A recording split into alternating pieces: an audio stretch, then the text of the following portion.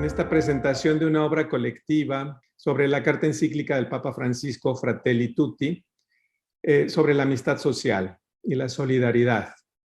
Es para nosotros un gusto poder compartir con ustedes una obra que reúne varias voces, que tiene que ver no solo con zonas geográficas de América Latina, porque queremos hacer una lectura desde América Latina y el Caribe, sino también desde diferentes disciplinas. Por supuesto, la teología, que es, digamos, la anfitriona con este texto extraordinario del Papa Francisco, pero al mismo tiempo otras disciplinas como la antropología social, la filosofía, intercultural y otras de las disciplinas que nos ayudan a entender que el tema de la amistad social es un tema altamente relevante para el mundo contemporáneo que está atravesando una crisis fundamental de civilización. En este sentido, el libro publicado por la editorial Tirant-Lo-Blanche en Valencia, en España, gracias también al apoyo de querido colega Juan José Tamayo Acosta, que es director de la colección Diáspora en esta editorial, es parte de un proyecto más amplio. El profesor William Cavanaugh de la Universidad de Paul University en Chicago es quien convocó a un grupo de teólogas y teólogos, en principio de esta disciplina, de África, Asia, Europa y América, a crear juntos una obra de lectura y recepción crítica de este gran documento. La versión en español es la que hoy estamos presentando y se está preparando un volumen en inglés que será publicado en los Estados Unidos con todas las otras voces. Por eso para nosotros hoy es muy importante iniciar, adelantarnos un poco compartiendo este resultado con 8 colegas que han participado en este libro colectivo y que tienen que ver con los 8 capítulos de la carta encíclica. Cada uno de quienes hoy nos acompañan, bueno, participaron comentando alguno de los capítulos de la encíclica Fratelli Tutti sobre la amistad y solidaridad social. Lo que nos parece relevante aquí en este primer momento introductorio y a mi cargo como moderador y también coordinador del libro es resaltar el enfoque de esta lectura de Fratelli Tutti. Sin duda es importante el documento para la Iglesia Católica Romana con toda su experiencia de enseñanza social, lo que se llama la enseñanza social del Magisterio Pontificio, que tiene una larga tradición, sobre todo en el siglo XX, dialogando con temas sociales. Pero se trata también de un enfoque propio que llamamos aquí descolonial, porque trata de escuchar las epistemologías del sur. Eso quiere decir los saberes, los conocimientos, las prácticas transformadoras que las comunidades cristianas y no creyentes también, pero que buscan la amistad social desde América Latina, cómo ellas entienden, comprenden, practican la amistad social, la solidaridad en un momento crítico. Por esto el enfoque de colonial y descolonial de este libro, que es un libro pequeño en número de páginas, un poco más de 100 páginas, pero rico en contenido, lo que quiere es ver desde diferentes perspectivas qué significa hablar de la crítica al sistema dominante, en particular la crítica al capitalismo, que es uno de los rasgos que ha marcado de manera muy específica la enseñanza social del Papa Francisco, y así como otros temas que quizás están menos resaltados, por ejemplo, la crítica al patriarcado o la crítica al colonialismo, al racismo y a otros temas que impiden la amistad social. Es por eso que es para mí un placer poder hoy darle la bienvenida a todos ustedes y con este equipo de colegas, amigas, amigos, amigues, Juan José Tamayo, que nos ayudó en la selección de la editorial, el prólogo que escribe, una guía de alternativas políticas y económicas. Fratelli Tutti es el modo como Juan José Tamayo describe esta encíclica. Y después nuestros colegas del Brasil, Francisco de Aquino Jr., César Cusma, Cleusa Caldeira, voces de pueblos indígenas de Abya Yala, como Ernestina López Bach, de Guatemala, y Roberto Tomicha Charupá, de Bolivia, Raúl Sibeki, sociólogo, participante en la red Transhumante, pero abierto desde Uruguay a Argentina a los movimientos sociales como protagonistas de un nuevo cambio social. Y también colegas, por ejemplo, como Carolina Robledo Silvestre, que es una antropóloga social y forense, que quiere hablar de paz y amistad social, pero desde las personas desaparecidas y las familias que les buscan. Es como desde el reverso de la historia. Y es por eso que además las últimas dos contribuciones de Soledad del Villar Tagle, desde el conocimiento y la sapiencia, la sabiduría de los pueblos en Chile, con un momento histórico y democrático muy interesante que está viviendo ese país a partir de las y los jóvenes, cómo hablar allí de caminos de reencuentro, de perdón, de reconciliación, no violencia en tiempos de justicia transicional. Finalmente, esta obra colectiva se cierra con un capítulo sobre, digamos, la utopía de una tierra habitada donde quepamos todos los mundos posibles, y está a cargo de Carmen Margarita Sánchez de León, que nos acompañará a la próxima presentación en marzo. Por lo pronto, es para mí un honor, un placer, un gusto que tengamos aquí por la presencia de César Kuzma y de Soledad del Villar Tagle, para iniciar esta conversación, esperando que pronto se reúnan también otros colegas. Le doy la palabra al doctor César Kuzma. Podemos hacer una presentación amplia de todo su currículo académico, pero me gustaría resaltar, bueno, quizás dos rasgos principales. Uno, un teólogo laico. La teología hecha por laicos tiene su sello propio y creo que es el futuro de la teología en la Iglesia Católica. Es un teólogo que, bueno, tiene un grado de doctorado en la Universidad Católica de Río de Janeiro, y también ha dedicado su vida a temas fundamentalmente eclesiológicos sobre el liderazgo en la iglesia, pero también a temas de ética y economía, desarrollo y ética ecológica, educación, globalización, derechos humanos. Y por eso el tema de la inculturación de las teologías y los inmigrantes es parte también de su reflexión. Además de ser un padre de familia, esposo, teólogo laico, bueno, también preside la Sociedad Brasileña de Teología, que es una de las más importantes del mundo, y nos da mucho gusto que haya aceptado esta invitación, César Kuzma, para hablarnos sobre la clave del Evangelio que al Papa Francisco le inspira esta carta encíclica Fratelli Tutti, el buen samaritano. Entonces te damos la palabra, la bienvenida, estimado César. Sí, muy bien. Muchas gracias, Carlos, por la invitación, por la llamada, por la presentación también, con gran cariño. Agradezco mucho tu amistad, tu presencia en mi vida también, aquí en Río y otras oportunidades que tuvimos para hablar y para discernir sobre caminos teológicos también.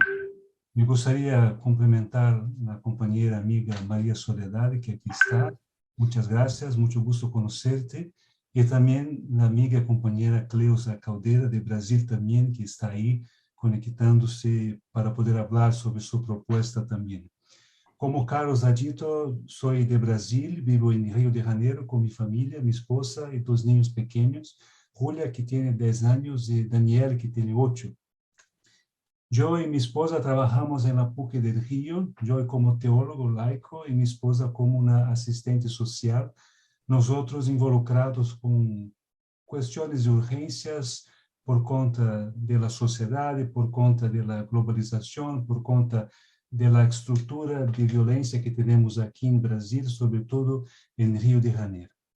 Y algunas temáticas en la teología me llaman la atención, como el tema de la esperanza, el tema del laicado, el tema de una iglesia que se hace para afuera, para dialogar, para estar atenta a los grandes reclames de la sociedad que tenemos hoy. Por eso me encantó la invitación para ser parte de esta propuesta, de este libro sobre la encíclica Fratelli Tutti del Papa Francisco. Creo que el Papa está llamando la atención para una propuesta nueva, un llamado a una salida con responsabilidades que son colectivas. Y nosotros como teólogos tenemos que tomar parte de esa situación también. Y cuando Carlos me me ha hecho la invitación y me ha preguntado qué capítulo te gusta más. Yo respondí de pronto el capítulo 2, por conta de la parábola del buen samaritano, que a mí me gusta de modo particular, pero que también porque esta parábola es un icono iluminador para los capítulos subsecuentes y para una práctica, no solamente eclesial, pastoral, pero también una práctica de la sociedad, aquello que debemos hacer. Y es por donde yo creo y pienso la urgencia y la importancia de la teología también, algo que me gustaría decir también. Pero el día de hoy es un día sensible para mí y me gustaría de empezar mi reflexión. No sé si ha llegado a ustedes o qué está se pasando en Brasil y en Río de Janeiro el día de hoy, pero me gustaría de empezar mi reflexión haciendo una memoria de las víctimas de las inundaciones de Brasil, sobre todo en la ciudad de Petrópolis, que es muy cercana al Río de Janeiro. Son decenas de muertos y centenas de personas que son soterradas por conta de la inundación. Una tragedia que tiene una causa ecológica, sí, pero también una causa de la habitación, una causa económica de una sociedad que es excluyente. Y las víctimas, la mayoría de las son los pobres, son los que son en las periferias. Entonces me gustaría de ser solidario con estas personas también. También con las víctimas del racismo estructural que se sostiene en nuestra sociedad, que nos hace mirar con fuerza para un mal sistémico, algo que debemos observar con mucha atención. Entonces, me sigo agora a hablar un pouco da proposta do trabalho e da minha proposta em la temática do livro sobre la Fratelli Tutti. Mi proposta del capítulo es hacer una reflexión sobre el capítulo 2, que trata del extraño en el camino, haciendo una reflexión crítica y actualizada del parábola del buen samaritano, un iluminar ético, teológico y pastoral para los capítulos posteriores y para nuestro camino de fe y esperanza. Mi texto hace en un primer momento una contextualización del capítulo 2 de Fratelli Tutti, su intención y propuesta. Después hago una reflexión crítica en perspectiva latinoamericana, el impacto de este interrogante de Francisco para nuestra práctica pastoral y social, y para nuestros compromisos y responsabilidades también, que insisto otra vez, son responsabilidades colectivas, ¿no? Claro que hay responsabilidades que son personales, nuestras, pero el Papa insiste con mucha fuerza que las responsabilidades y los compromisos son colectivos. O nosotros nos salvamos todos o pereceremos todos. No hay una otra alternativa a se buscar a partir de ahí. Ao elegir la narración de la parábola del buen samaritano, Francisco trae a la discusión una realidad del tiempo de Jesús que puede ser llevada al contexto de hoy de nuestra historia. Porque la perspectiva de la parábola, el contenido expresado en este tipo de discurso, permite esta interpretación. Esta parábola foi narrada por Jesús para confrontar uma realidade de seu tempo, descrita em práticas sociais e religiosas que eram excluyentes, e dentro dessa parábola, o mesmo ocorre em outras parábolas de Jesus também. Jesus oferece um discurso desconcertante. Veamos, por exemplo, em la parábola e em capítulo, é um samaritano que é compassivo e assim se acerca e ajuda o homem que está caído. Mientras que os religiosos, o sacerdote e o levita, passam ao largo e desviam do caminho. Ao trazer essa parábola, o Papa Francisco la coloca como um ícone iluminador, disse o Papa, capaz de poner de manifesto a opção de fundo que necessitamos tomar para reconstruir este mundo que nos doeu. Podemos dizer que esta narrativa nos interpela eclesial e teologicamente, pero também nos leva a assumir uma postura ética no mundo em que vivimos. Não só em satisfazer uma demanda moral e social em vista de uma boa atitude, como a hemos assinalado, sino em uma ação que resulta do exercício de amor, de la gratuidade, gratuidad, de la misericordia, de acciones que nos llevan al horizonte del reino, donde el mundo será realmente nuevo. En contacto con esta parábola, nos enfrentamos a los personajes y podemos situarnos fácilmente en cada uno de ellos. El Papa insiste en decir que todos tenemos algo de herido, algo de salteador, algo de los que pasan al largo y algo del buen samaritano. Hay muchas situaciones que pueden producir víctimas, muchas con las situaciones que nos hacen apartar la vida y alejarnos de los que sufren. Esta es una historia que se repite, dice Francisco, y la llamada a actuar como el samaritano es un desafío que nos enfrenta en la humanidad misma, porque el que está caído, víctima de una indiferencia social y política, es alguien como nosotros, es un hermano nuestro. Y así nuestra humanidad nos lleva a atender, a descender de nuestras estructuras, de nuestros espacios de conforto, para ir al encuentro de los que son frágiles y parecen que están heridos por medio del camino. Frente al hombre caído, el samaritano le dio su tiempo. Dejó todo para encontrarse con él, con un extraño, pero que era un humano y que estaba herido. Necesitaba entonces ayuda y atención, un rescate de su humanidad. Entonces el samaritano se acercó a él, sintió compasión y lo cuidó. Le diste su tiempo y ese tiempo le ha salvado la vida. Interesante esa interpretación porque el hombre que está herido, este extraño en el camino, que no sabemos su nombre, su historia, qué es lo que hace, es alguien que llama la atención del samaritano que estaba pasando y que tenía otras cosas para hacer también, como muchos de nosotros. Pero algo le llama la atención y este hombre tiene una decida, tiene una kenosis, va al encuentro del otro. Y este hombre que está caído, que está herido en su humanidad, recibe del samaritano un nuevo espacio, una nueva forma de sentirse humano otra vez. Pero este gesto del samaritano también humaniza el propio samaritano. La actitud de donarse al otro, la actitud de ser alguien para el otro, humaniza-nos también. Y creo que este es el interrogante que Francisco quiere poner aquí. Nuestra actitud, nuestra acción como iglesia, como cristianos, como católicos, no se puede pasar al largo de los problemas que tenemos en la sociedad.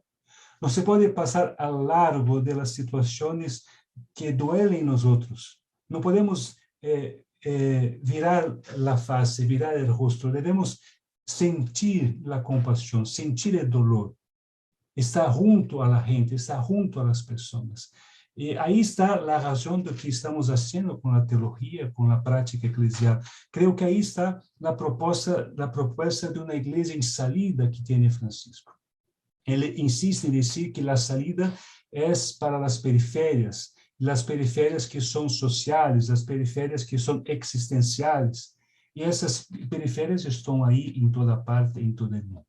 Entonces, al utilizar esta parábola, este ejemplo, Francisco tiene ese icono iluminador como una práctica eclesial, teológica, pero social y podría decir política también, con nuestra responsabilidad con los demás, con las personas que están ahí y que son víctimas de una temática que a Carlos le gusta mucho, de un mal que es sistémico y que está por toda parte y que produce injusticias y produce sentimientos de impotencia en las personas. Creo que ese es un punto que llama la atención.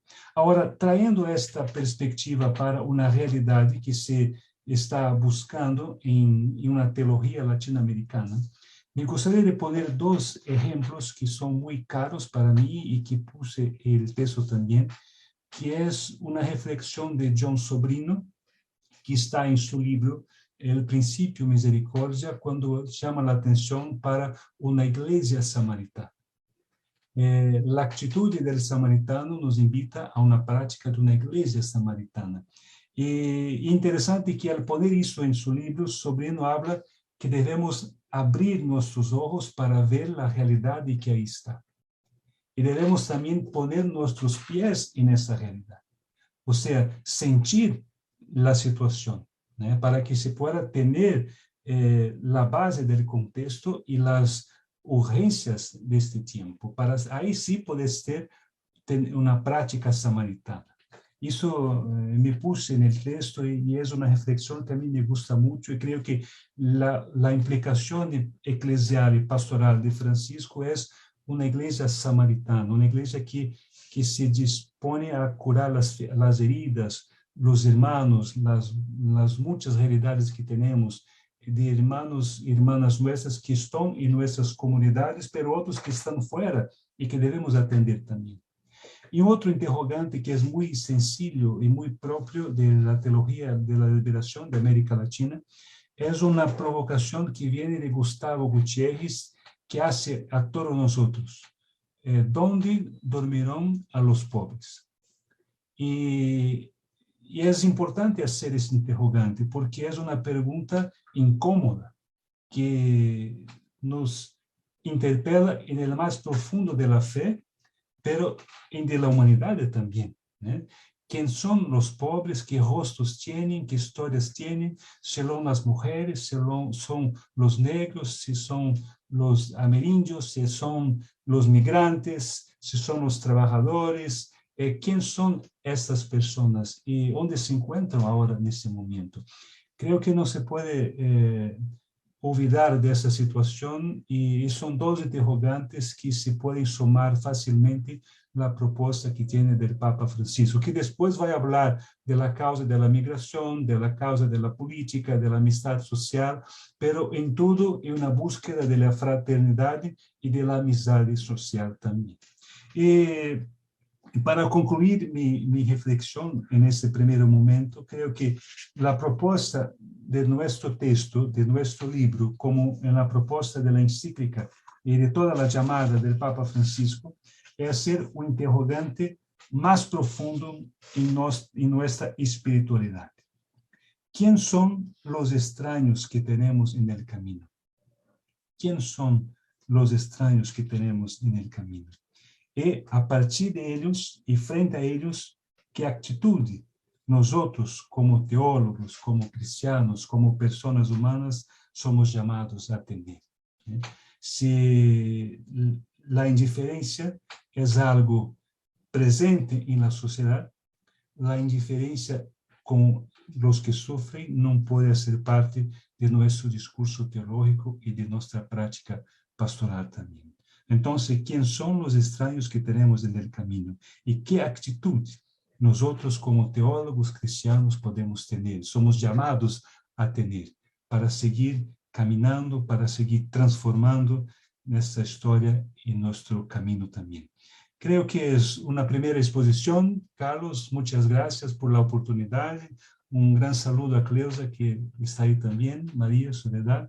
Gracias a todos que estamos acompañando. Muito obrigado, César. Vamos continuar falando, pero espanhol. Gracias por hacer también el gran esfuerzo y señal de hablar en nuestra lengua castellana para la mayoría de quienes nos escuchan en América Latina, pero también pues, para ustedes en Brasil. Hemos iniciado con el corazón, digamos, de la carta encíclica, el tema del buen samaritano, y como en Rayuela, de esa gran obra latinoamericana, pues bueno, podemos empezar por cualquier lugar y ir conectando con los otros, ¿cierto?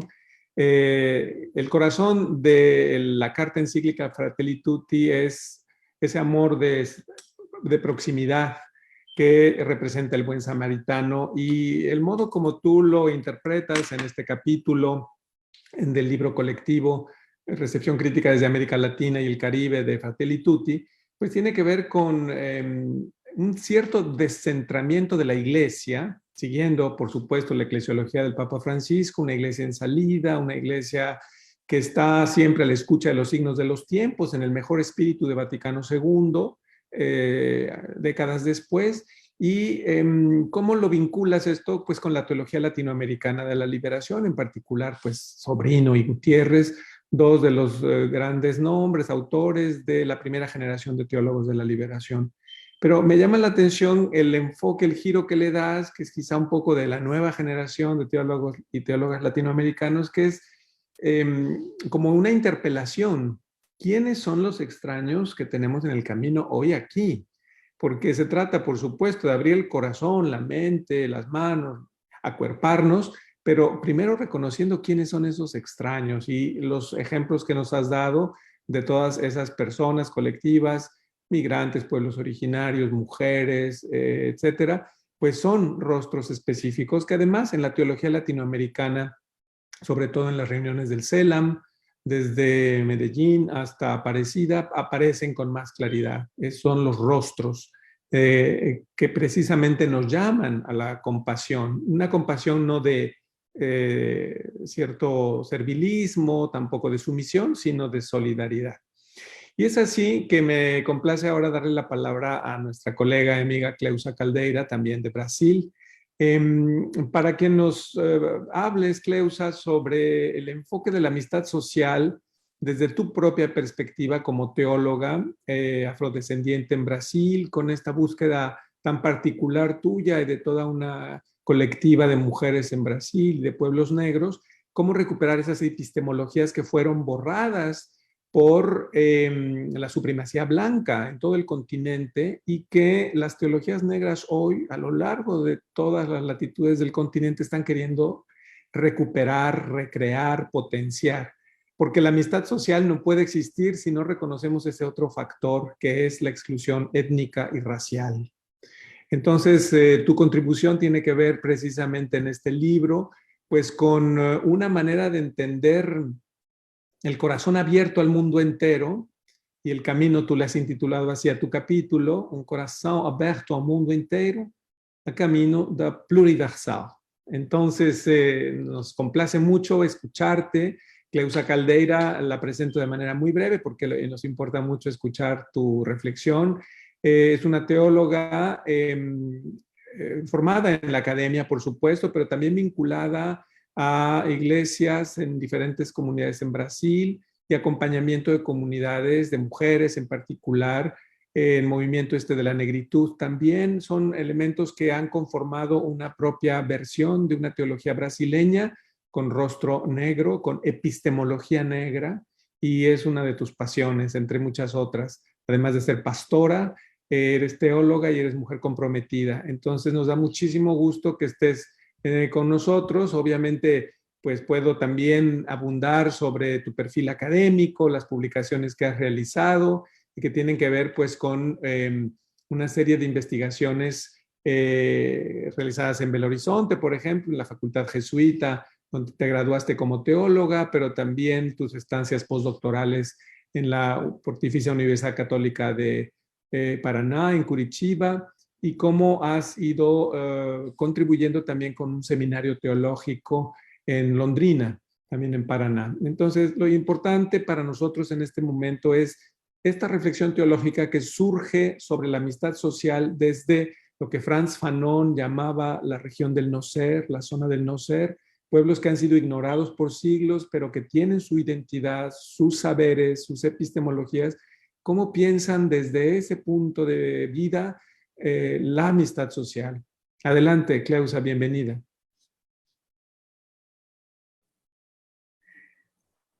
Muito obrigada, Carlos, por esse privilégio de estar aqui com você. Boa tarde. Quero cumprimentar quem está conosco nessa live também de apresentação deste maravilhoso livro. É uma honra fazer parte deste lindo projeto. Quero cumprimentar, então, o Carlos. Muito obrigada por esse convite. O César também, meu colega e companheiro aqui de ministério teológico, né, no Brasil, e de militância também nos movimentos de direitos humanos.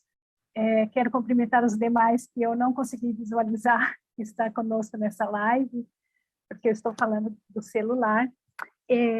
Primeiro, então, dizer que me senti muito honrada de fazer parte desse trabalho, desse projeto, desse livro, que acabou também, quando o Carlos me convidou, né, para fazer parte desse projeto, de uma recepção crítica de uma encíclica papal, porque apesar de que a linguagem, né, do Papa Francisco é bem assim, não é dogmática, não é restrita ao âmbito do catolicismo, as encíclicas do Papa Francisco têm essa dimensão social muito grande, né, as outras também, mas não deixa de ter esse peso de ser uma encíclica papal, sobretudo para mim, que sou protestante.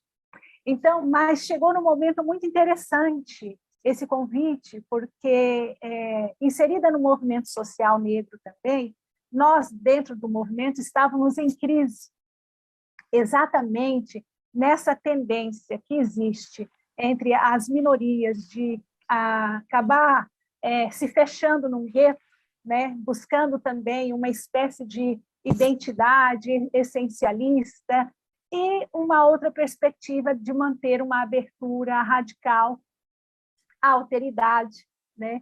E, então, chegou bem nesse momento em que nós estávamos em crise dentro do movimento, dentro do coletivo, e eu me sentindo pressionada, né, por essa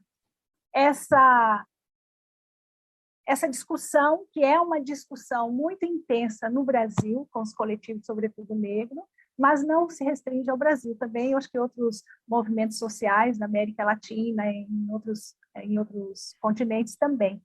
Então, ela chegou nesse momento. Então, é o que fazer, né, para nós que somos considerados as minorias? Vamos nos fechar no nosso mundo, buscar nos enraizar numa identidade essencialista, fechar em nós mesmos, ou, como se diz, vamos buscar criar um gueto para nós mesmos, ou vamos superar com isso o ressentimento, porque quando nós estamos fechados, buscamos uma identidade essencialista, nós estamos ainda nessa do ressentimento, do ódio ao outro, né? Ou então vamos buscar o diálogo com o diferente, com as demais minorias também, e aí superar o ódio, superar o ressentimento e manter essa abertura radical ao outro, que é constitutivo do nosso humano. Veja, aí vem esse convite de falar, então, dessa carta encíclica, e justo o 4º capítulo, que é exatamente sobre isso, né, que o Papa Francisco vai discorrer. Evidente que falar de uma encíclica papal tem um peso muito grande para mim como protestante e também mulher negra. Para protestante, porque nós, no mundo protestante, não temos uma figura que tem esse status que tem o pontífice, né, no catolicismo, cuja palavra tem esse peso, né, essa autoridade tão grande por meio de uma encíclica. Então, ler a encíclica despertou em mim muitos sentimentos que eu nem sabia que existiam. E como mulher negra, também foi difícil assumir a encíclica. Não que eu não tinha lido outras encíclicas do Papa Francisco. Sim, Laudato Si, estudamos na igreja. Só que a proposta agora era muito diferente, né? Era uma recepção crítica a partir da nossa experiência. E como mulher negra, também foi algo difícil, no sentido assim, não difícil, mas que exigiu de mim, me provocou demais, porque por vários motivos, por a questão histórica, né, da religião cristã e, sobretudo, o catolicismo, mas também o protestantismo, com a questão da escravidão negra. Isso nos afeta, porque mesmo fazendo teologia, somos cristãos e cristãos, mas isso nos afeta profundamente ainda. Nós estamos tendo que lidar com esse sentimento a todo momento no nosso que fazer teológico, e essa questão de ser mulher negra, por conta de um certo paternalismo, né, essa ideia que uma encíclica papal pode trazer de um paternalismo também, e, evidentemente, o patriarcado que ainda está muito presente nessa encíclica. Então, são coisas que me provocaram demais, né, Carlos, para poder superar essas questões. Eu tive que superar para poder encontrar o rosto, buscar o rosto do Papa Francisco e todo o seu pontificado, né, toda a sua militância na direção que ele faz. E esse diálogo que eu proponho nesse texto só foi possível porque é o Papa Francisco. Eu acredito que é importante dizer isso, né? Porque o Papa Francisco ele tem essa abertura radical e ele assumiu um pontificado, né, diferente, ou seja, que ele assumiu a sua vulnerabilidade. Ele se coloca como um vulnerável. Quando ele foi eleito né, como pontífice, ele se colocou assim diante do povo. Então, eu busquei esse rosto, essas atitudes, esses sinais de um papado, né, de um ministério diferente, né, do que a gente tinha consagrado no nosso imaginário social, socio-religioso, sociocultural, de que seja um papa. E aí, então, a partir dessa vulnerabilidade, é possível ler o Papa Francisco, é possível dialogar com ele, é possível superar essa ideia de que um Papa é também essa figura paternalista, e foi possível, então, escutar como uma irmã escuta o irmão mais velho. Foi assim que eu tentei ler, então, essa encíclica. Como o Carlos mesmo colocou, eu tive a honra de ficar com o capítulo 4, né, que é Um Coração Aberto ao Mundo Inteiro. Então, o título do meu texto é Um Coração Aberto ao Mundo Inteiro, a caminho do pluriversal. Então, neste texto, é que eu me proponho, tendo superado esses obstáculos que estavam dentro de mim, a uma escuta cordial da encíclica Fratelli Tutti, né? Mais especificamente, esse capítulo, Um Coração Aberto ao Mundo Inteiro. E a partir da experiência latino-americana, né? Ou seja, como a periferia do mundo, né? A partir dessa escuta. Então, essa experiência ela está marcada pela negação da alteridade, invisibilização, subalternização, exploração, demonização e dominação europeia. Então, eu pergunto, em que medida essa proposta de abertura ao mundo inteiro, né, que o Papa está propondo nesse capítulo, em que medida essa proposta de abertura ao mundo inteiro pode encontrar ressonância nas múltiplas formas de ser e resistir das culturas do sul global.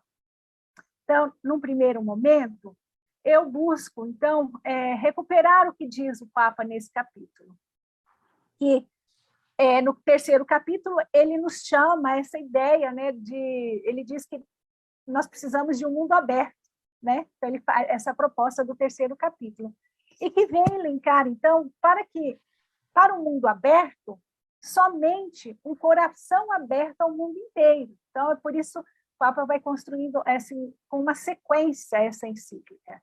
Então o meu capítulo está vinculado a todos os demais capítulos, sobretudo os que me precederam. Ele, então, nesse capítulo, ele aponta para um caminho para que a fraternidade universal não fique na mera abstração. Então, este caminho passa pela amizade social, ou seja, uma solidariedade também entre os povos, entre as pessoas. E ele convoca, nesse capítulo, a gente a pensar numa mútua interação para além das próprias fronteiras étnicas e culturais. Ele nos interpela a passar, a pensar, então, em processos e projetos políticos que incluam os tradicionalmente excluídos. Então, se por um lado, né, ele coloca lá a questão dos migrantes, demanda ações emergenciais e concretas para assegurar a dignidade inalienável de toda a pessoa humana, por outro lado, o clamor por reconhecimento daqueles rotulados de minorias que já fazem parte do tecido social, convoca o uso do conceito de cidadania plena. Isso é muito interessante, o Papa recuperar isso. E ele recorda que esse tema, inclusive, da cidadania, foi tratado também no documento sobre a fraternidade humana para a paz mundial e convivência comum. Então, a cidadania ela está diretamente, intrinsecamente vinculada à dignidade inerente e inviolável da nossa condição humana. Mas o Papa, em sua lucidez, o Papa Francisco, ele recorda que a cidadania moderna traz em seu âmago a cultura do descarte, porque ela não inclui o diferente, isso é, aqueles que são considerados outros. Veja que ele retoma, então, muito daquilo que o movimento negro, né, que o pensamento negro já vem criticando, é que as bases, né, dessa modernidade, dessa cidadania, ela é em si excludente, ela tem essa cultura do descarte. Então, uma autêntica fraternidade e sororidade está marcada pelo encontro com o diferente, ou seja, cuja chegada de pessoas que provêm de um contexto vital e cultural distinto é um dom que enriquece quem acolhe. Então, e a beleza do mundo, o Papa vai frisar, está justamente nessa multiplicidade de culturas, que deve ser salvaguardada, e ao mesmo tempo que a gente mantém, então, essa abertura para o outro, e por meio de um autêntico intercâmbio de dons, né? Então, nós também, a partir disso, nós devemos nos abrir a novas realidades, né? Sob o risco, ele diz, de cair numa esclerose cultural.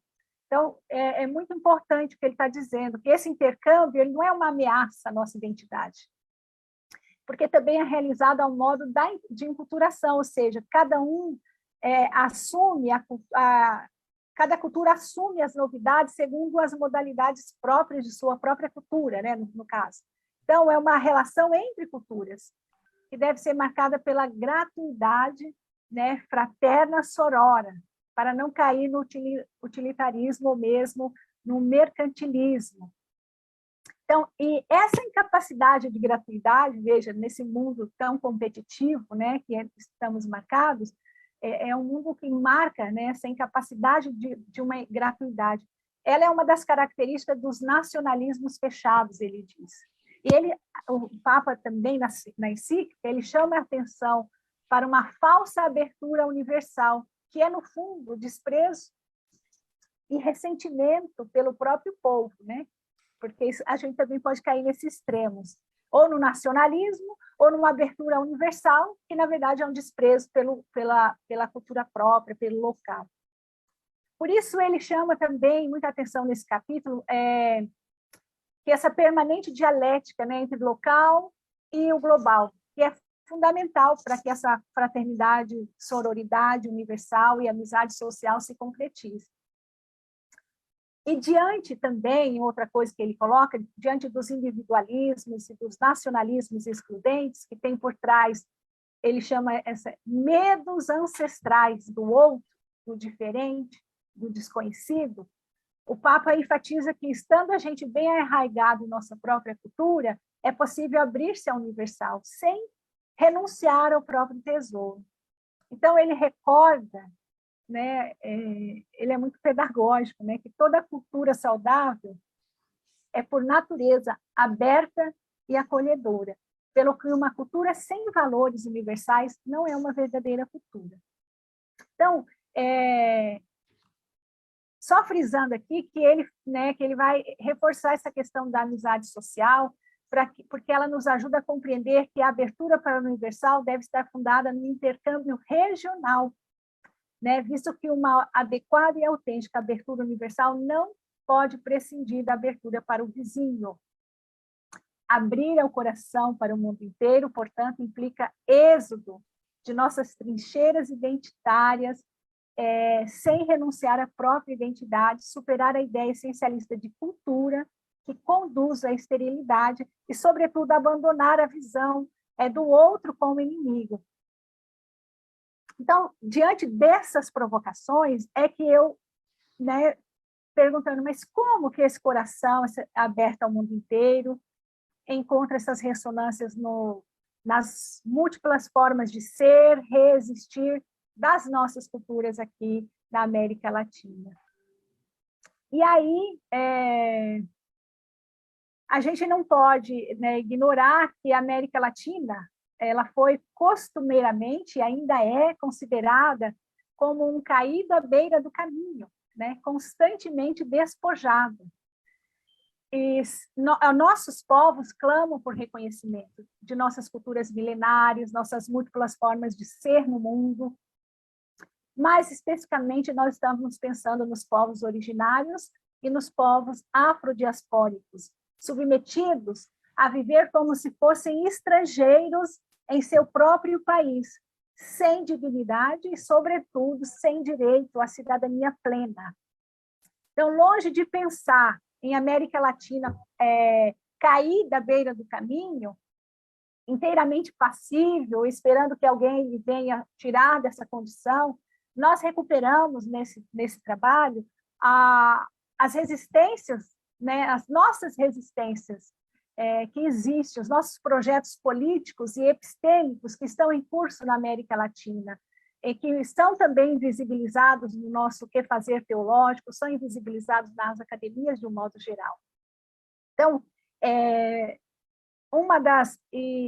pensando essa proposta do Papa Francisco, de um coração aberto ao mundo inteiro, nós chegamos a pensar, a observar que estar no mundo como ele propõe, como ele nos instiga, de uma forma diferente, uma forma mais relacional, me parece que está muito mais ligada às culturas e filosofias andinas e africanas do que essa questão do próprio Ocidente. No fundo, né, Carlos, o que a gente percebe é que a crise que nós estamos enfrentando tem a ver com esse epistemicídio mesmo que essa razão moderna produziu. E se a gente pensar, por exemplo, na filosofia africana, né, do Ubuntu, eu sou porque somos, faz muito mais sentido, né, falar de amizade social, de fraternidade e sororidade.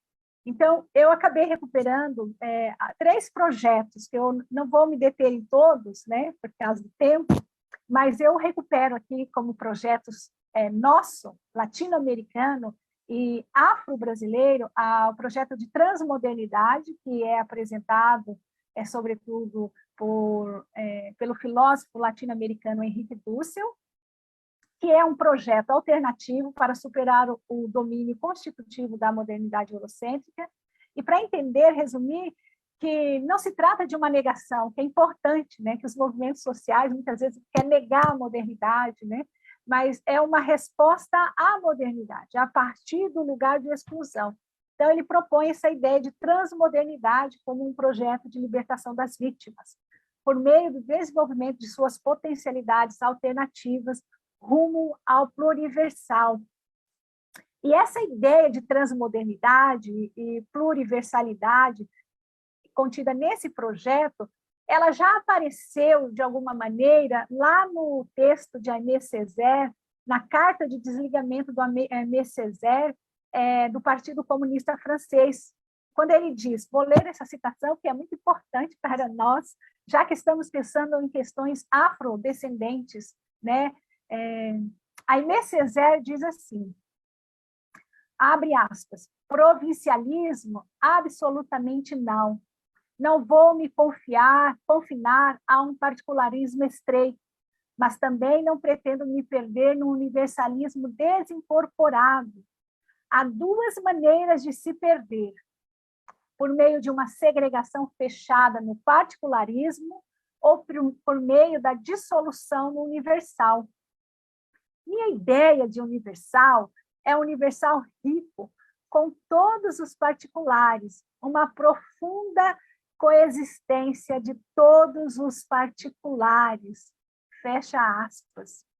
E aí, um segundo projeto que eu recupero nesse livro é o projeto político-epistêmico da interculturalidade, sobretudo trabalhado por Catherine Walsh, que assim como essa ideia, né, de Aimé Césaire do universalismo concreto que ele está defendendo, a interculturalidade ela permite que sejamos capazes de ir além da simples relação entre grupos, práticas ou pensamentos culturais. E também não se trata, esse projeto não se trata de incluir os tradicionalmente excluídos nas estruturas já existentes. A interculturalidade é mais um projeto político de transformação das estruturas atuais, instituições, relações da sociedade, e criar poderes locais alternativos. E o último projeto epistêmico-político, político-epistêmico, é do do quilombismo, que é propriamente um projeto político epistêmico brasileiro, afro-brasileiro, e esse conceito do quilombismo é tratado pelo pensador Abdias Nascimento, em que a ideia, né, o quilombismo vem trazer essa ideia de resistência, expressa como afirmação humana, ética e cultural, por meio da qual a população negra acaba integrando uma prática de libertação que assume como o controle ou como protagonista da sua própria história. Então, esse projeto político do quilombismo, ele está enraizado nessa resistência secular do quilombo, né, que nós temos aqui no Brasil, mas que existem outras resistências similares na América Latina. Então, nós estamos pensando que esses projetos políticos da América Latina, elas estão em perfeita harmonia com aquilo que o Papa Francisco está nos convocando. E nós queríamos, então, chamar a atenção para isso, que o que o Papa Francisco propõe já existe, de certa maneira, na América Latina. E que a América Latina também ela tem a sua contribuição a dar para o resto do mundo. É isso, um pouco da minha exploração, e estamos aqui para dialogar um pouco mais. Obrigado, Carlos. Muito obrigado, Cleusa, pela provocação e intuições que você apresenta hoje. Es para nosotros sumamente interesante el panorama que Cleusa Caldeira abre para dialogar con el Papa Francisco en una relación de horizontalidad, con un texto pontificio que dentro de la Iglesia Católica tiene un valor doctrinal, pero que para otras comunidades cristianas tiene un valor relevante, pero en esta horizontalidad, una teóloga negra, brasileña, protestante, que quiere abrir su corazón y su mente a este diálogo, y cómo tú nos ayudas a entender que lo que plantea el Papa Francisco en este capítulo sobre el corazón abierto y que tiene que ver con la búsqueda de la amistad social, como vía para encontrar la fraternidad y construir la fraternidad, y aquí hay que decir sororidad universal, que es una ausencia importante en el texto, la perspectiva más feminista, pero lo importante es que la amistad social necesita también de un enfoque cultural. No solo es lo socioeconómico, que por supuesto es parte de la construcción de la fraternidad, sororidad universal y de la amistad social, sino también el reconocimiento de las culturas, de este pluriverso, y las vías que tú has planteado aquí, Cleusa, tienen que ver con esas experiencias que ya existen en América Latina desde hace décadas, la transmodernidad con Dussel y los decoloniales, la interculturalidad con otros grupos también en América Latina y en todo el continente, y el teoquilombismo, que es algo propio de los pueblos afrodiaspóricos en América Latina y el Caribe, son ya pistas sumamente ricas para ayudarnos a decir lo que César Kuzma nos planteaba. ¿Quiénes son esos extraños para nosotros? Pero ¿cómo pensamos esa relación de alteridad, de extrañamiento, de diferencia? ¿Y cuáles son las voces, las prácticas, las resistencias que esos otros, esas otras personas y colectivas están viviendo? Por ejemplo, los pueblos afrodiaspóricos, los pueblos originarios. Entonces, me parece que lo que tú pones sobre la mesa, Cleusa, es una manera muy interesante de decolonizar el tema de la amistad social, precisamente desde aquellos cuerpas negadas por la hegemonía blanca, por el eurocentrismo, por el colonialismo, por el capitalismo extractivista. Entonces, pues nos ayudas a abrir una serie de conversaciones que, por supuesto, van a seguir su curso en próximas publicaciones, en próximas colaboraciones. Te agradezco mucho. Vamos a dar ahora el paso a otra voz desde más al sur de América Latina, aunque está ahorita en el norte, pero su corazón está en el sur, de Soledad del Villar Tagle. Ella es historiadora de formación, pero ahora es doctoranda en teología en Boston College, en la Universidad Jesuita de Nueva Inglaterra. Y bueno, además de ser una experta, digamos, en temas de historia de la Iglesia y del catolicismo desde una perspectiva feminista, tiene una, digamos, trayectoria interesante de movimientos sociales, sobre todo en Chile, vinculada pues a lo que hoy estamos viendo que sucede en Chile, un cambio democrático importante con un nuevo pacto social, una nueva constitución y bueno, elecciones democráticas con un nuevo presidente y una nueva forma de gobernar. Entonces, eres parte, Soledad, de esta generación que nos está ayudando en América Latina a volver a soñar. Empezó hace más de 10 años con unas jovencitas protestando en las calles por el precio del autobús, pero se han sumado muchas otras protestas, especialmente los pueblos originarios, el pueblo mapuche, a esta nueva realidad de la vida histórica en Chile. Entonces, el papel de las comunidades cristianas en esta situación de transición desde una dictadura hace décadas hacia una democracia, pues es lo que marca, por supuesto, tu contribución en este libro colectivo, desde tu ser y pensar como mujer chilena, laica, teóloga, historiadora. Tú comentas en el libro que estamos aquí presentando, Fratelli Tutti, pues el capítulo que habla sobre la reconciliación.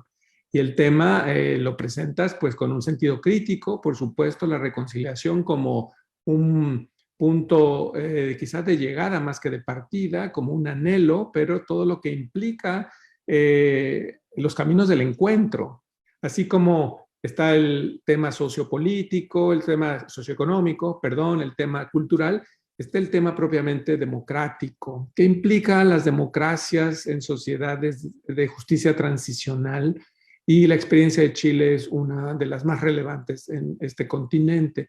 Entonces, tu palabra por eso es tan importante en esta conversación, en el libro mismo. Te agradecemos mucho, Soledad, tu presencia entre nosotros. Entonces, te escuchamos con mucho gusto.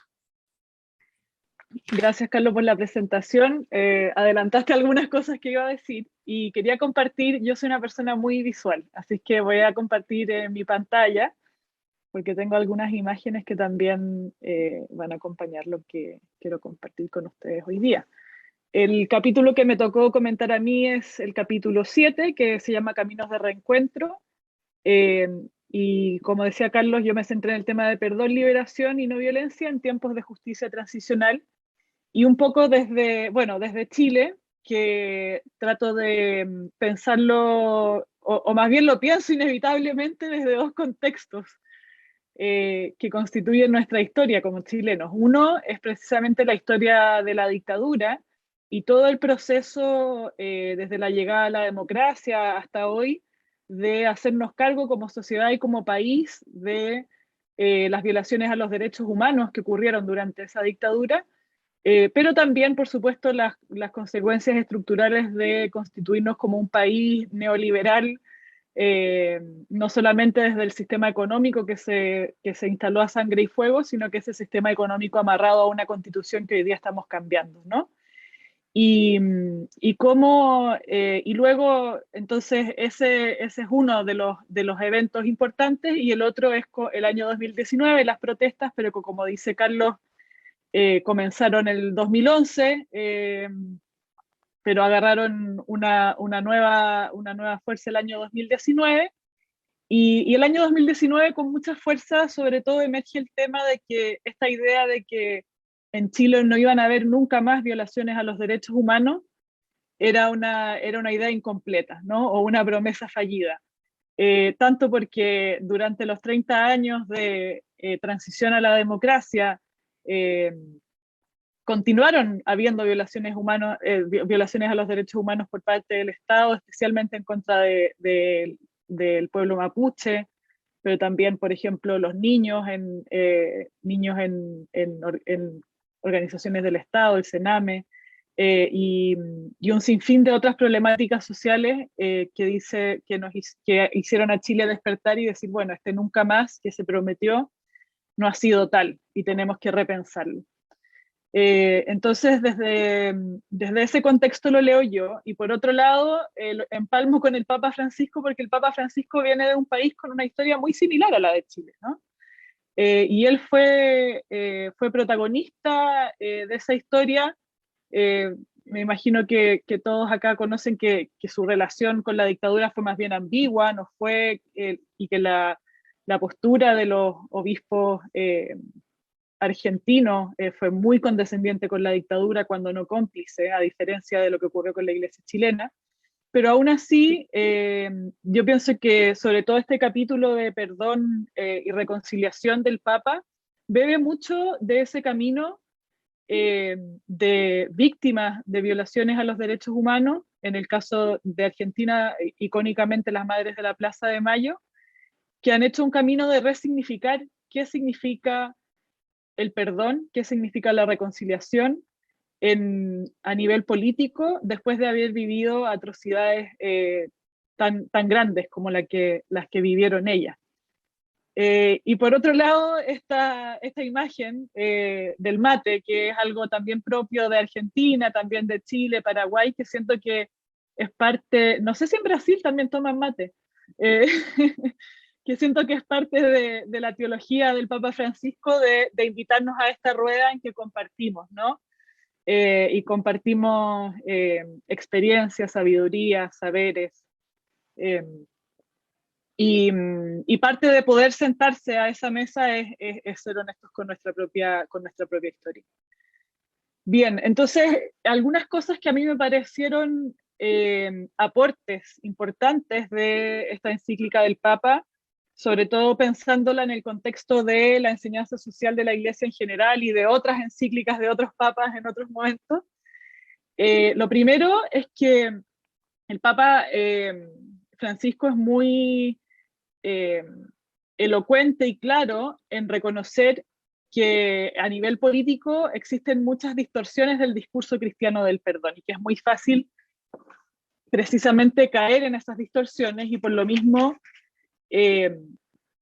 muchas veces la palabra perdón es recibida con un poco de alergia por los movimientos sociales. En Chile, una de las frases de las organizaciones de derechos humanos es ni perdón ni olvido, ¿no? Y yo creo que tiene que ver precisamente con esto, con cómo el perdón,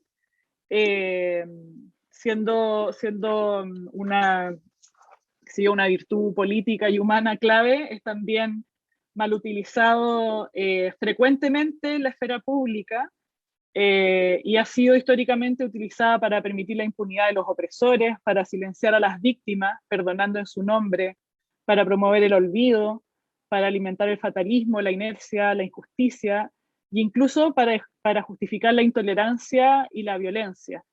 Y yo creo que en eso el Papa coincide con un teólogo sudafricano que también ha reflexionado sobre este tema, que se llama John de Grouchy, que dice que muchas veces en la esfera pública el perdón puede convertirse en una herramienta de manipulación de las relaciones de poder que utilizan quienes lo detentan para fortalecer su posición y debilitar a las víctimas. Y que muchas veces detrás de los llamados políticos al perdón o a la reconciliación se pueden esconder estrategias calculadas que son capaces de viciar la gratuidad del gesto. Y para poner un solo ejemplo también desde Chile, hace algunos años atrás, en Chile hay una cárcel que se llama Punta Peuco, que es la cárcel en la que están presos los distintos militares que violaron derechos humanos. Y de vez en cuando aparece un grupo de ellos, algunos diciendo queremos una amnistía, y han pedido perdón públicamente, pero al mismo tiempo nunca han dado información, por ejemplo, de dónde están los cuerpos de los detenidos desaparecidos. Entonces, para mí ese es un ejemplo muy claro de esa manipulación del perdón, ¿no? Porque es pedir perdón, pero sin querer dar la información mínima necesaria para que aquellas familias que perdieron, que aún buscan a sus muertos, puedan también tener un cierre, ¿no? Entonces es un ejemplo concreto de esto que el Papa llama las distorsiones del discurso cristiano del perdón, y que creo que es importante como punto de partida para después hacer este giro, que es el giro hacia entender el perdón desde la perspectiva de las víctimas del pecado, más que desde la perspectiva del pecador u opresor. Que si bien las dos cosas son necesarias, pienso yo que en la teología cristiana históricamente se ha dado una preferencia a pensar el pecado como el pecador frente a Dios, el culpable frente a quien da ese perdón, a esa gracia del perdón que es Dios, y se nos olvida que hay un tercero, ¿no? Que hay una víctima de ese pecado. El pecado siempre genera víctimas, crea víctimas. Y la invitación o el giro fundamental de este capítulo, que bebe mucho de la tradición latinoamericana, es precisamente, bueno, tratemos de entender el perdón, pero desde la perspectiva de las víctimas del pecado y cómo ellas nos ayudan a resignificarlo y a entenderlo en una dimensión más profunda e interhumana, ¿no? No solamente yo y Dios, sino que también aquellas víctimas del pecado. Y yo creo que hay 3 ideas fundamentales que surgen desde este giro. La primera es la importancia de la memoria. El perdón exige memoria.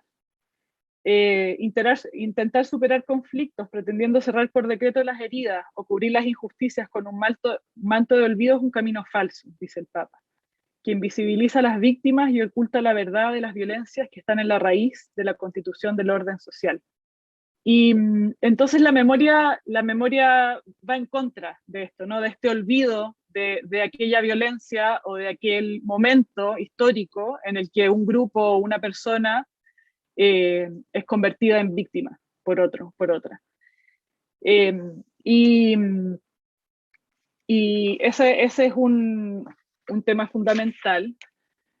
Y precisamente porque la memoria tiene que ver con la narrativa y con recordar, y precisamente una de las características de las violaciones a los derechos humanos, de la desaparición de cuerpos, de la tortura, por ejemplo, es precisamente borrar una narrativa y imponer otra, ¿no?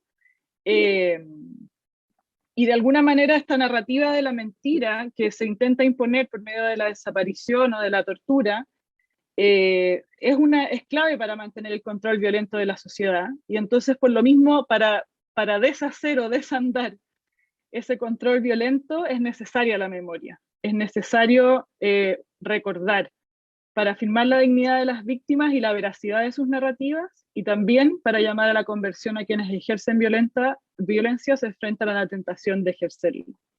Entonces el Papa nombra la Shoah, nombra Hiroshima y Nagasaki, nombra las persecuciones, el tráfico de esclavos, las matanzas étnicas, como ejemplos de cosas que deben ser recordados una y otra vez sin cansarnos y anestesiarnos, precisamente para despertarnos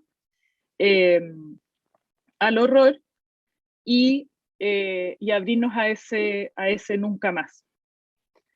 Lo segundo es el tema del perdón y la justicia. Muchas veces el Papa dice que el perdón y la misericordia no pueden convertirse en excusas para la impunidad. Y el llamado al amor universal, que incluye a los enemigos y opresores, no implica una actitud pasiva frente a sus crímenes, sino más bien trabajar por quitarle el poder que les permite oprimir, cuidando y afirmando la dignidad de las víctimas. Y yo creo que en esto la idea del Papa coincide mucho con lo que John Sobrino plantea también en el principio de misericordia, que se citó al comienzo de este seminario, que es el tema de perdonar la realidad. Y para él, perdonar la realidad, para John Sobrino, dice, lo que la fe exige primero es la liberación de esa realidad pecaminosa y la humanización de las víctimas, y luego, por derivación, la rehabilitación del pecador y la humanización del ofensor.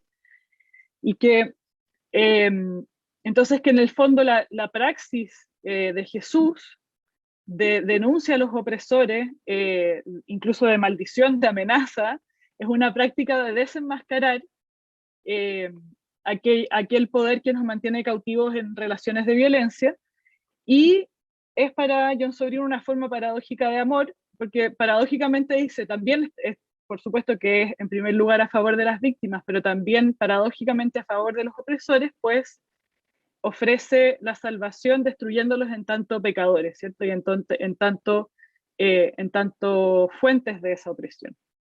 Entonces, el proceso de perdonar, nuevamente, comienza con este desenmascaramiento del pecado, con la denuncia de esa narrativa de la mentira, y buscando crear una sociedad más justa en la que precisamente ese tipo de relaciones vayan retrocediendo, ¿no? Y por último, el tercer punto que creo que es importante de este capítulo, que es un aporte y que revela el Papa, es el tema de la gratuidad del perdón. Me pregunto si es que ya tenemos justicia, que aunque no la tenemos, pero en el hipotético escenario de que tuviéramos justicia, bueno, ¿cuál es la función? ¿Necesitamos el perdón aún así? Y Miroslav Volf dice que la estricta justicia restaurativa nunca puede satisfacerse completamente. Es decir, los crímenes no se pueden deshacer, las consecuencias de ellos no se repararán nunca por completo. Las vidas de los desaparecidos y desaparecidas no las van a devolver. Las mentes y los cuerpos de quienes fueron torturados cargarán esas consecuencias de por vida. Entonces hay algo que nada puede compensar, ¿no? Y en ese espacio de lo que nada puede compensar es donde aparece el perdón como algo necesario. Y frente a lo imperdonable, en el fondo, el Papa pone esta dualidad, dice, está la venganza o el perdón. Y los dos caminos, para el Papa, la venganza es un camino falso, que promete liberación, pero no la entrega, porque en el fondo perpetúa el ciclo de la violencia. Y en cambio, el perdón, que es un acto gratuito, que está en manos de las víctimas, es una decisión, no es un derecho, ni es propiedad del exopresor, ni depende de su arrepentimiento, pero es en última instancia un don que tiene el potencial de humanizar de diferentes formas tanto al agresor como a la víctima. Por un lado, el perdón demuestra que las víctimas ya no están atrapadas en su victimización, sino que han superado de alguna manera el mal que buscaba destruir su humanidad y convertirlas en víctimas en primer lugar. Y por otro lado, tiene potencialmente este rol de interrumpir el ciclo de la violencia. Y bueno, yo creo que esa gracia del perdón se hace presente precisamente en movimientos como estos, ¿no? Recuerdo un muy amigo mío, Manuel Guerrero, que a su padre lo degollaron durante la dictadura, y siempre en Chile está esta idea de, bueno, ¿y esta gente cuándo va a dejar de reclamar? Como, ¿por qué son el resentimiento, ¿no? ¿Hasta cuándo va a durar este resentimiento? ¿Por qué siguen? ¿Por qué siguen? Y él decía,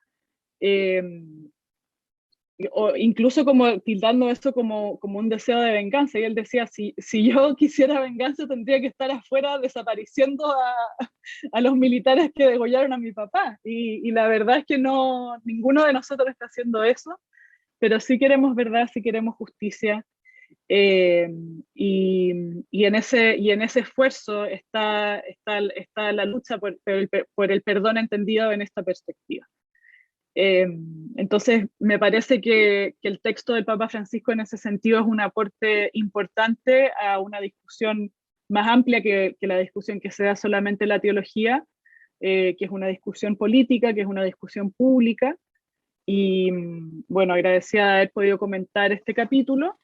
Y después, dos cosas que están fuera de mi aporte, pero que son preguntas que a mí me quedaron después de leer la encíclica en general, que las voy a lanzar nomás. Pero la primera que ya comentamos es, bueno, la encíclica se llama Hermanos Todos, ¿y dónde están las hermanas? Yo tengo estas son las imágenes de los referentes que el Papa Francisco nombró en la encíclica como constructores de la paz, y si se fijan, son todos grandes referentes, todas personas que admiro mucho, Gandhi, Desmond Tutu, Martin Luther King, el hermano Carlos de Foucault y San Francisco de Asís, una imagen también ecuménica, interreligiosa, pero no hay ninguna mujer. Y yo simplemente para hacer este ejercicio dije, bueno, aquí hay por lo menos 4 mujeres que son Premio Nobel de la Paz, y una de ellas es una mujer católica, y no está ni nombrada en la encíclica, ¿no? Y bueno, hay uno de los artículos de esta colección de ensayos, que es el artículo de Carolina Robledo, que se va a comentar en la próxima sesión, pero ella precisamente comienza desde las mujeres en México buscando a sus detenidos desaparecidos. Y en Chile y en Argentina también han sido principalmente mujeres las que han hecho este trabajo. Entonces, es una omisión triste, ¿no? Es una omisión triste para las mujeres y por este lado, porque precisamente han sido las mujeres las que han hecho grandes aportes en los procesos de reconciliación y de perdón en distintas sociedades a nivel político y también a nivel eclesial. Y por otro lado, porque también el tema de la opresión de la mujer y de las mujeres en distintos contextos creo que es un tema público que también merecería ser leído desde esta perspectiva de perdón y reconciliación y releído. Pero claro, ya me quedaba grande para este artículo meterme ahí. Y lo último, pensaba también en el caso de la Iglesia chilena, que estamos enfrentándonos al tema de la crisis de los abusos sexuales en la Iglesia Católica, que es, bueno, una crisis mundial, como también esta visión del perdón y la reconciliación puede ayudarnos hacia adentro como Iglesia a mirar a nuestras propias víctimas a los ojos y reconstruir y retejer lo que significa ser comunidad. Y voy a comentar un poquito esas dos imágenes que puse ahí para acompañar mis preguntas. La de abajo es una arpillera que hemos estado construyendo un colectivo de mujeres desde, yo diría así, desde el año 2019 empezamos cada vez que había un femicidio en Chile, una mujer hacía una pequeña arpillera con el nombre de la mujer que había sido asesinada y los empezamos a juntar, ¿no? Y hoy día es, bueno, y lo triste es que cada día va creciendo y creciendo, pero hoy día esa arpillera está siendo exhibida en el Museo de la Memoria, que es el mismo lugar que puse en esta primera diapositiva, ¿no? Donde se memorializan todos, estas son las fotos de los detenidos desaparecidos en Chile. Entonces, ahí hay un hilo en el fondo que nos puede ayudar a conectar esas resistencias y esa historia de verdad, justicia y reconciliación llevada adelante quizás por la generación más antigua a mi generación, con las problemáticas de la generación de hoy. Y lo mismo esta mujer que está acá, que se llama Irene, que ella era parte, durante la dictadura fue parte de un grupo que se llamaba el Comité contra la Tortura Sebastián Acevedo, que era un movimiento no violento de la Iglesia chilena, que se instalaban afuera de centros de tortura con carteles diciendo acá se tortura, ¿no? Y intentando denunciar esto, y fue un movimiento más de muchos por derrocar a la dictadura, y ella misma, años después, está hoy día con este cartel dentro de la iglesia diciendo no más obispos encubridores, ¿no? Entonces, cómo pasar como de unas víctimas a otras, ¿no? Y cómo hay una línea ahí que quizás nos puede también servir como iglesia para mirar también nuestros propios pecados y exclusiones y crímenes. Y con eso termino. Muchísimas gracias, Soledad del Villar Tagle, por estas inspiradoras y críticas reflexiones. Un modo, otra vez vuelvo, muy horizontal de dialogar con el Papa Francisco. Sin duda, un texto que tiene un valor doctrinal para la comunidad católica, pero que al mismo tiempo en el mundo universitario, con otras iglesias, con otras religiones, con hombres y mujeres de buena voluntad, pues tiene un valor por sí mismo, puede ser relevante o no, y lo que queremos hacer aquí es escuchar atentamente este mensaje sobre la fraternidad universal, sororidad universal, que es la gran ausencia del texto, y por otro lado la vía, que sería construir amistad social con todas las implicaciones que tú, Soledad, nos has planteado hoy, subrayando sobre todo la resignificación de temas como la memoria. Yo diría memoria con verdad, ¿verdad? Tú lo describías también en su momento. Las comisiones de la verdad en el siglo XX han sido uno de los referentes importantes, pero muchas de ellas con dificultad para realmente establecer verdad, decir verdad, dar posibilidad a las víctimas de contar su verdad. Justicia sin impunidad, me parece que esta es una de las, digamos, áreas más sensibles en la promoción de una justicia transicional. El caso que nos comentabas de Peuco con estos victimarios que pidieron perdón, pero sin dar información suficiente para encontrar a las víctimas, me parece sumamente ilustrativo de que puede haber una cierta justicia, pero donde la impunidad campea, y eso no favorece ni la amistad social ni la fraternidad, sororidad universal. Y el otro elemento que comentabas, que es la gratuidad, con todo el tema de la reparación imposible, en muchos casos, los casos más extremos, desapariciones, por ejemplo, ejecuciones sumarias. ¿Qué reparación hay a ese daño infligido? Pero por otro lado, la posibilidad que tiene la víctima de resignificar a través del perdón ese círculo de venganza. Entonces ahí planteas ya, y lo hemos visto con nuestros tres comentaristas del día de hoy, Soledad del Villar, César Cuzma y Cleusa Caldeira, un modo de colonial de comentar una encíclica con un contenido social, porque estamos queriendo hablar desde esas zonas del no ser, desde esas personas y comunidades subjetividades invisibilizadas, para encontrar allí donde hay potencias de cambio social, pero también evangélico. ¿Cuáles son esos otros? ¿Quiénes son esos otros con los que estamos llamados a construir nuevas relaciones? Y me parece, te agradezco mucho pues por esta ilustrante e inspiradora contribución de este capítulo séptimo sobre el perdón, el valor de la reconciliación.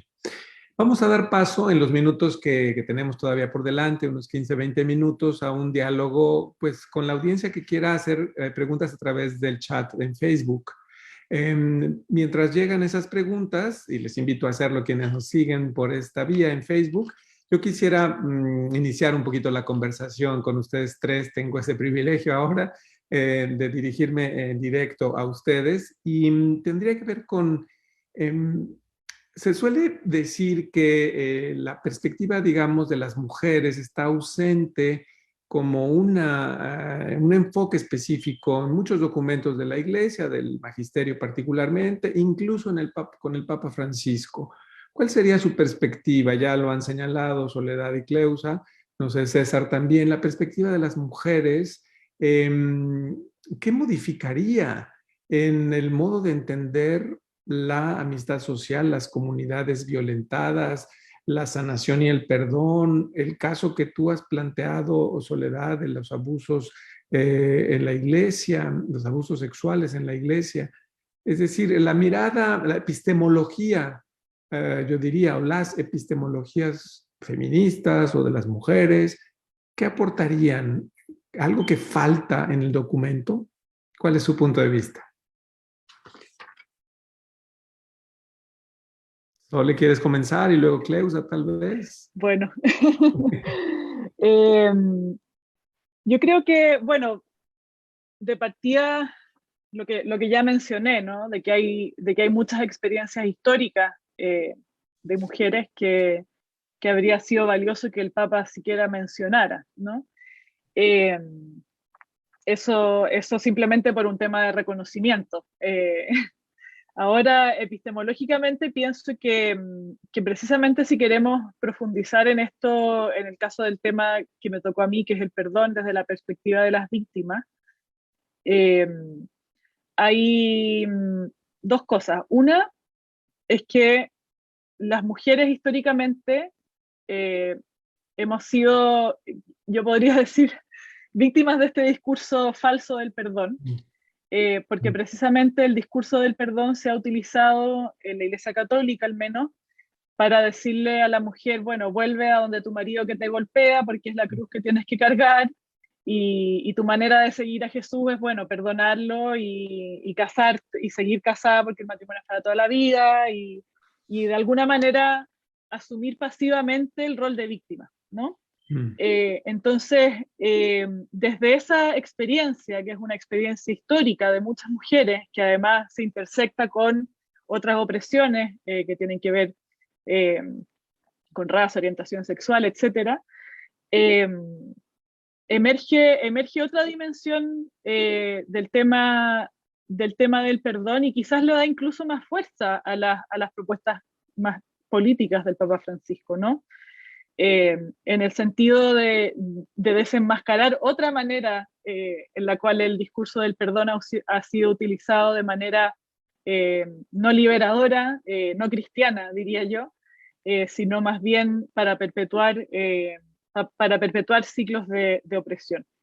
Y yo creo que eso es algo que nos podría llevar a precisamente releer cómo entendemos no solamente nuestras relaciones en nivel político, sino también lo personal que es lo político, según las feministas, ¿no? Esa micropolítica cotidiana que se da en los hogares, en las casas, en las cuales las mujeres todavía se espera de nosotras que cumplamos ese rol como de víctima feliz, de alguna manera, o víctima que acepta esa posición en vez de rebelarse contra ella. Y creo que, claro, que es un tema que es sumamente político también y que cada día más se convierte en un tema ineludiblemente político. El tema del femicidio, por ejemplo, es una de las aristas de este tema que ha emergido con fuerza en América Latina, en México, para qué decir, las mujeres de Juárez, ¿no? Y esta idea de la Cruz Rosada, en Argentina, en Chile, en Perú y en Brasil y en tantas otras partes, que es decir precisamente que estos crímenes no son, no sé, crímenes pasionales como los plantean a veces en la prensa, sino que son un problema público y un problema político, y hay como dicen algunas feministas, es feminicidio, ¿no? Es una especie de genocidio de las mujeres. Y entonces creo que al invisibilizar la realidad de las mujeres, la encíclica de alguna manera es negligente en un tema que hoy día es de mayor relevancia pública y que es fundamental precisamente para generar estos caminos de encuentro y sociedades reconciliadas. Eso sí, así como para empezar. Gracias, Sole. Cleusa, ¿quieres comentar algo sobre este tema? Sim, sim, acho que sim. Concordo também com tudo isso, que é um tema político.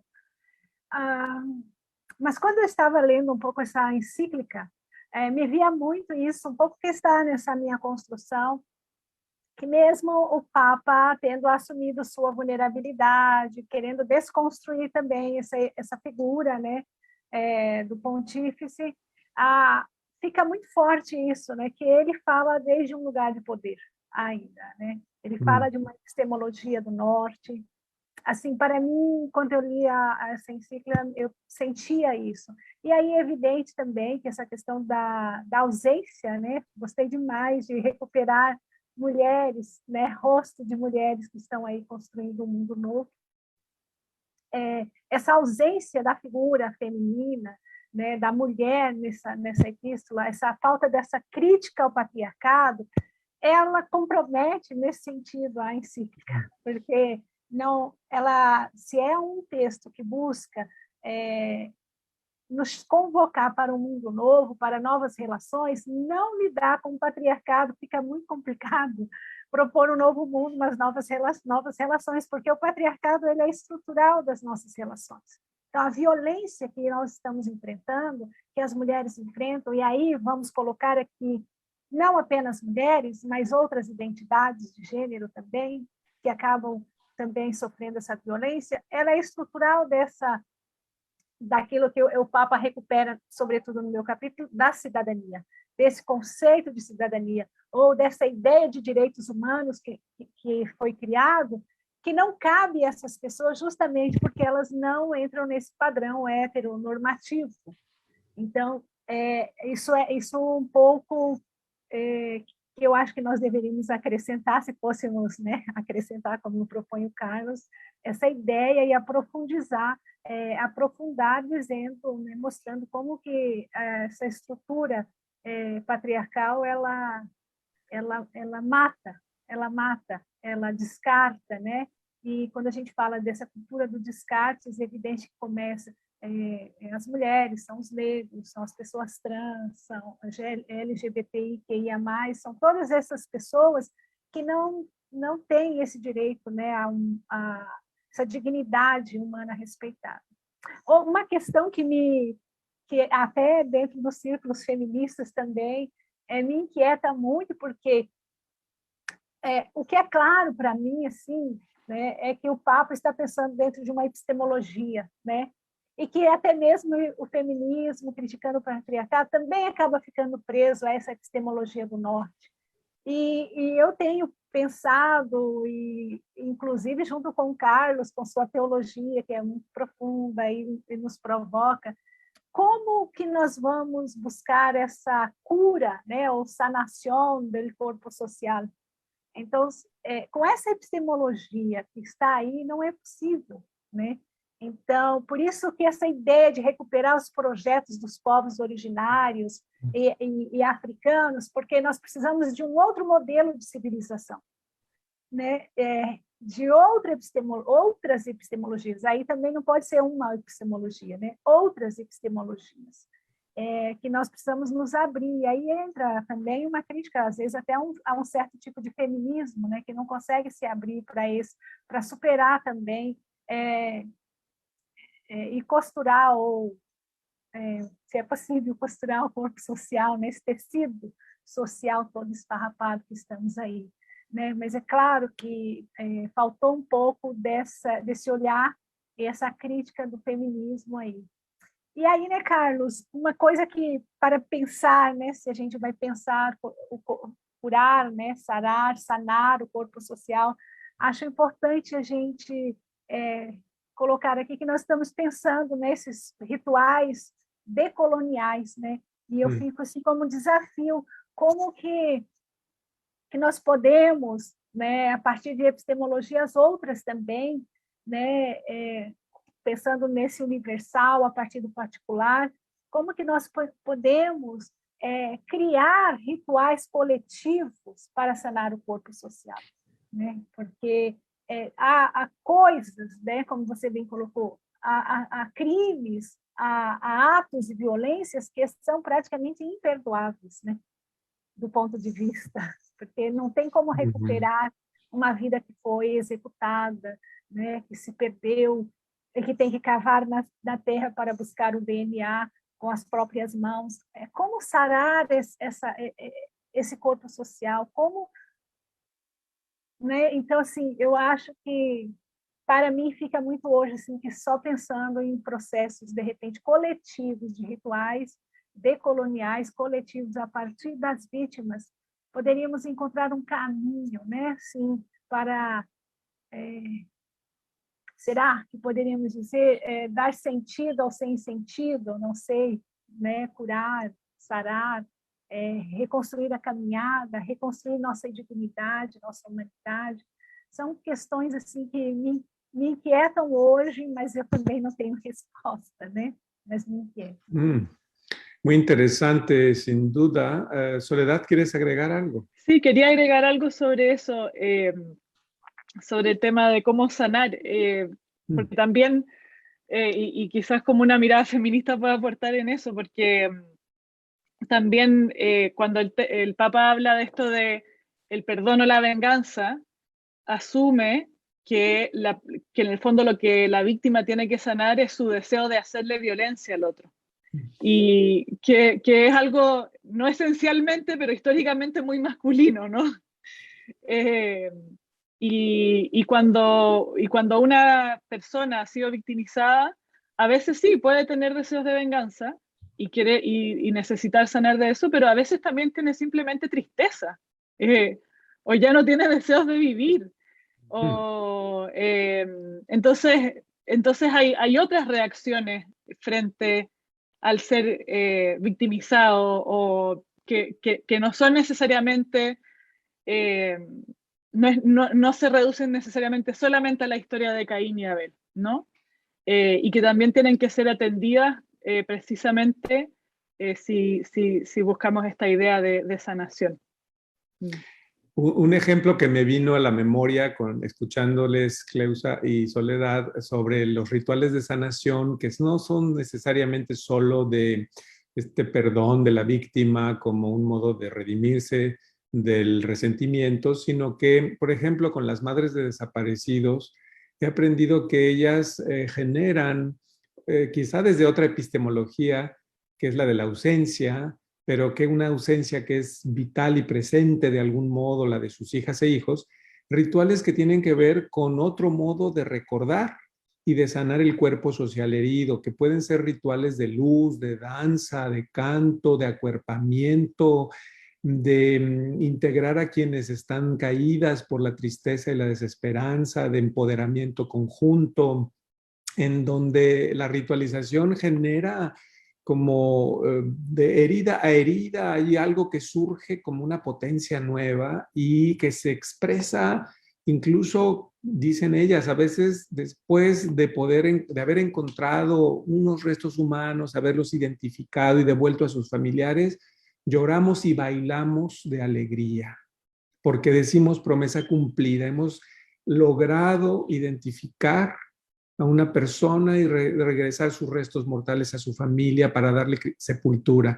Y eso nos acuerpa, nos da fuerza para seguir buscando. Entonces, la ritualización, creo, es algo, la sacramentalidad, digamos, de las heridas que curan, es algo que me parece que es otra epistemología del perdón y que a través de rituales de fiesta, de llanto, de gozo, incluso de danza, es posible sanar un cuerpo herido. Pero sin duda estas son experiencias que solo vividas desde la vulnerabilidad, empoderada con otras vulnerabilidades, se pueden entender. Es solo una memoria que quería compartir. César, ¿algún comentario en estos minutos que tenemos todavía? Sí, me gustaría comentar, pero quiero pedir permiso a usted para acompañar a mi compañera y amiga Cleusa y me voy a hablar en portugués. Sí. Adelante. Assim, exercício de decolonialidade também. Isso, exatamente. Quero concordar com você naquilo que você traz dos rituais, a questão do perdão. Gostei muito de ouvir Maria Soledad, aquilo que você estava falando, da experiência, e que a violência contra a mulher também tem um caráter sistêmico, social, político, muito além daquilo que ocorre dentro de uma casa, de um lar, de uma relação conjugal, familiar. Também aquilo que fala a Cleusa, e a Cleusa pode experimentar muito bem aquilo que nós vivemos aqui no Brasil, onde a violência contra a mulher ou contra toda essa dimensão de gênero no aspecto cultural é muito forte. Eu sou um teólogo homem, né? Mas a minha esposa, Larissa, é assistente social e ela se especializou num tema que é a violência de gênero, a violência contra a mulher. E acompanhando os seus estudos e também o seu trabalho, a gente percebe que essa violência, esse mal, ele está muito presente na formação das nossas crianças, na formação das nossas escolas, nas práticas religiosas também, e não se percebe que é o mal, porque é sistêmico, porque é estrutural. Então, sem você combater isso, você não tem como superar, né? E aí você tem um lado da sociedade que vai exigir o direito de querer ser assim, quando na verdade não é, porque você está rompendo contra a vida, rompendo contra a essência. Isso para pegar um pouco na questão da violência, também dos rituais, do perdão, da reconciliação que vocês dois falaram. Mas indo diretamente à primeira pergunta que você fez, eu acho que faz falta, não apenas na encíclica Fratelli Tutti, mas como no todo do magistério, também na nossa linguagem teológica, uma dimensão mais inclusiva do aspecto do feminino.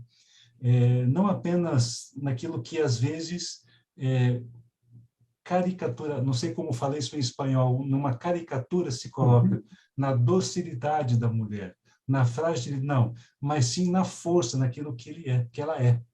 E nós temos uma riqueza sobre isso na própria tradição bíblica, nas personagens bíblicas, na história também da teologia, ou na história dos nossos países e nas lutas que tivemos. O Chile tem essa história, o México tem essa história, vocês também estão nos Estados Unidos, tem, no Brasil tem, de mulheres que têm a sua força. E essa força, ela se torna um suporte de esperança para nós, e nós devemos acolher isso, né? Então, quando nós, enquanto teologia, enquanto prática de igreja, mas também enquanto documento, não fazemos a leitura disso, não nos apropriamos disso, eu penso que nós estamos perdendo uma oportunidade. Nós falamos na minha fala sobre que rosto tem os estranhos, os caídos, tem o rosto da mulher. A teologia latino-americana fala muito do pobre, da opção pelo pobre, mas o pobre que tem um rosto feminino é diferente. E se esse rosto feminino também é indígena, é negro, tem uma diferença a mais, né? E se ainda é alguém empobrecido, que está nas margens da sociedade, se torna maior ainda. Aqui no Brasil, vocês conhecem, aqui no Rio, sobretudo, a violência que ocorre nos nossos morros, nas favelas, onde os nossos jovens negros são vítimas da violência do Estado e da polícia. E quem levanta a voz contra o Estado são as mães, são as mulheres. Elas são a força, né? E contra essa estrutura. Hoje, sobretudo por conta dessa inundação, dessas enchentes aqui no Rio de Janeiro, uma imagem que mais me chamou a atenção foi uma mãe que, ao ver a notícia que o morro onde morava sua filha desbarrancou, ela viajou de madrugada e com as próprias mãos ela cavava a terra em busca da filha. Ela sabia que a filha já estava morta, mas ela queria resgatar, como se o resgate do corpo trouxesse um resgate da vida. Então, essa força é que nós não podemos perder, porque ela está entranhada naquilo que devemos oferecer como proposta, como teologia, como resistência, como luta, mas também como caminho de suporte, de esperança. Eu acho que sem essas reparações, sem este olhar, nós não completamos a fraternidade, porque ela não está unindo todos os frates, todos os irmãos e irmãs dentro dessa luta, dentro desse caminho. Muito obrigado, César, por esta reflexión tan potente con el ejemplo de esta madre buscando a su hija en uno de los morros en Río de Janeiro. Me parece que hemos visto en esta sesión las voces de coloniales del sur dialogando en modo muy horizontal con el Papa Francisco, y es lo que hemos querido hacer en este libro colectivo sobre la encíclica Fratelli Tutti y la amistad social. Esta es la primera presentación con algunos de los y las autoras que participaron en este libro. El viernes 4 de marzo del 2022 tendremos una segunda presentación con otro grupo de autoras y autores, más de otras disciplinas distintas a la teología, por ejemplo, de la antropología forense, la sociología. Hoy tuvimos a 3 voces teológicas importantes, enraizadas en la historia, en la epistemología y la filosofía y en la sociología, pero en la teología misma. Y por eso, pues bueno, invitamos a quienes nos siguen ahora y quienes puedan ver este video más adelante en nuestra página en Facebook, a que sigamos la conversación.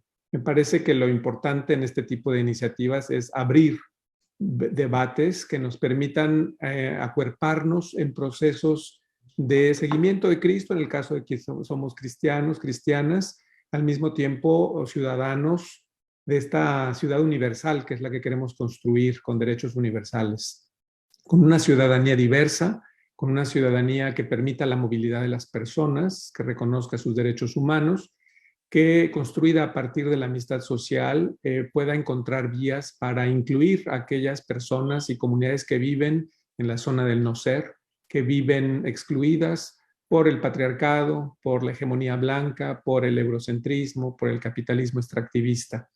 Entonces, agradecemos mucho, querida Cleusa Caldeira, César Cusma, María Soledad del Villar Tagle, por sus voces inspiradoras. Es una nueva generación de teólogas y teólogos que desde América Latina nos están ayudando a pensar de otro modo qué es ser personas y ser también personas creyentes, siguiendo en este caso la utopía de Cristo Jesús, y desde iglesias diversas, la católica romana, iglesias protestantes y otras, podamos seguir caminando juntos buscando fraternidad, sororidad universal. Estamos pues a la conclusión de este momento y les invitamos a reunirnos, quienes puedan, el viernes 4 de marzo del 2022 para seguir esta conversación. Muchas gracias, muito obrigado pela palabra que han compartido Cleusa, César y Soledad. Hasta pronto. Chao, muchas gracias. Gracias.